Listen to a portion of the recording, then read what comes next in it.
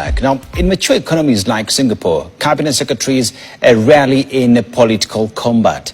Here in Kenya, cabinet secretaries including John Mbadi, Ali Hassan Joho and Geoffrey Ruto increasingly appear in partisan spaces, raising concerns about neutrality and governance.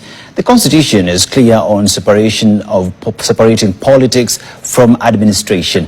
As the cost of living rises and jobs remain scarce, Kenyans are demanding policy solutions, not political theatrics. Is accountability taking a back seat? Haman Kamarike looks into these on Face the Facts.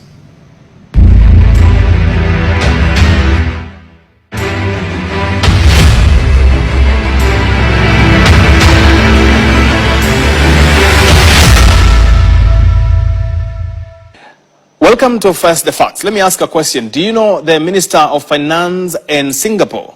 I bet you don't know. Do you know any from Belgium? You don't know. Let's be honest with ourselves here. In serious economies, cabinet ministers are often invisible or almost invisible. You don't know their names because they are not on podiums every weekend. They are in boardrooms, they are in policy meetings, they are working. In Kenya, our ministers are everywhere except where we need them most. I defended my party kwa damu, kwa nguvu, kwa hali, kwa amali, kama ni noma noma, kama ni mbaya mbaya. Ile fumbi mutapata 2027, they will be shocked. They are on television, at rallies, on social media, exchanging politics, trading political punches, and that should worry us as a nation.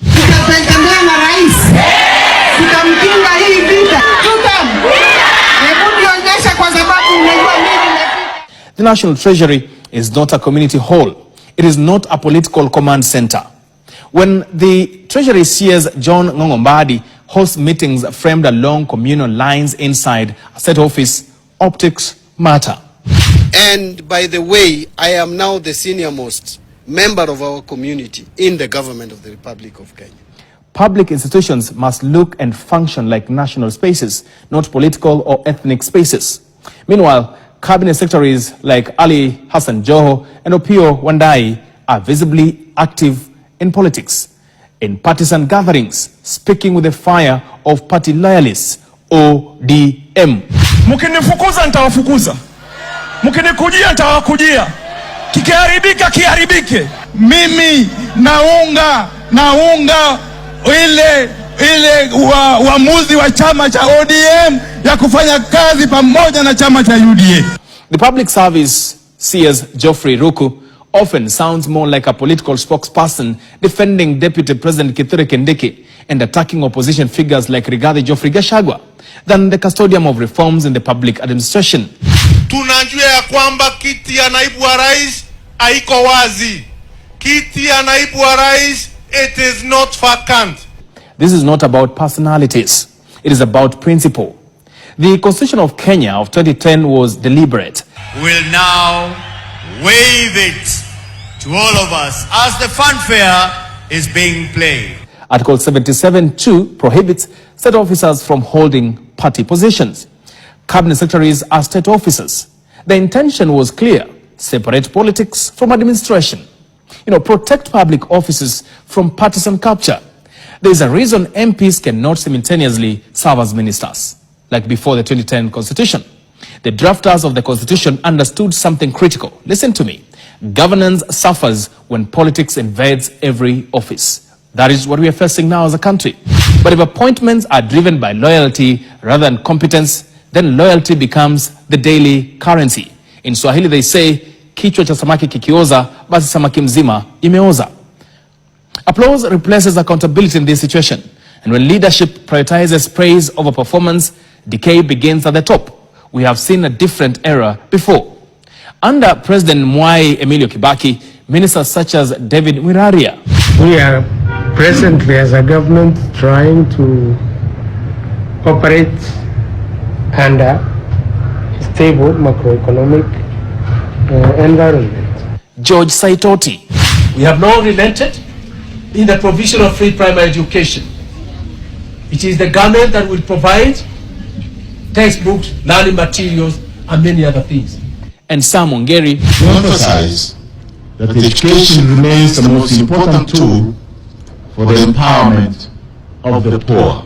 They were known for policy direction, economic recovery strategies, education reforms, expansion of access to schooling. That's when we had the free secondary and primary education. They were not in endless political combat. Today, the Kenyan on the street is asking different questions. Number one, why is the cost of living still rising? But Mbadi is singing ODM and talking to us as if he is the Luo kingpin for that matter. Why are taxes increasing? Why are jobs scarce? Why is education funding uncertain? Those questions require economic answers, not political counterattacks. No country has ever argued its way into prosperity. No economy has ever been built on constant campaign mode. If Kenya truly wants to benchmark itself against Singapore, as we have always sung that we are going to Singapore, then discipline must replace drama. Policy must replace posturing. Public office must regain its neutrality. Otherwise, Singapore will remain a slogan repeated at rallies, trending online, where real governance takes backseat. Kenyans do not need ministers who dominate political headlines. They need ministers who deliver measurable progress. That is the uncomfortable truth, and that is face the facts. My name is Haman. Questions swirl around Kenya's immigration system after revelations that a top Sudanese war financier, Algoni Hamdan Dagalo Musa, obtained a Kenyan passport despite being under heavy international sanctions. Our investigative team has pieced together how this man, known as the Rapid Support Forces Chief Procurement Officer, moved freely across borders while fueling a brutal war back home. Kenya faces growing pressure to explain how a sanctioned war financer obtained one of its most protected documents.